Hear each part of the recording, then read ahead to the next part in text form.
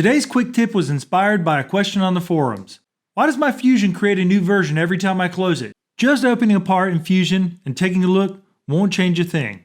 No worries about that. But any changes, even to something as minor as a sketch visibility, will cause a change, which shows up as an asterisk in the title bar. This by itself will not cause a change in version. Upon closing the file, you'll be asked if you want to save it.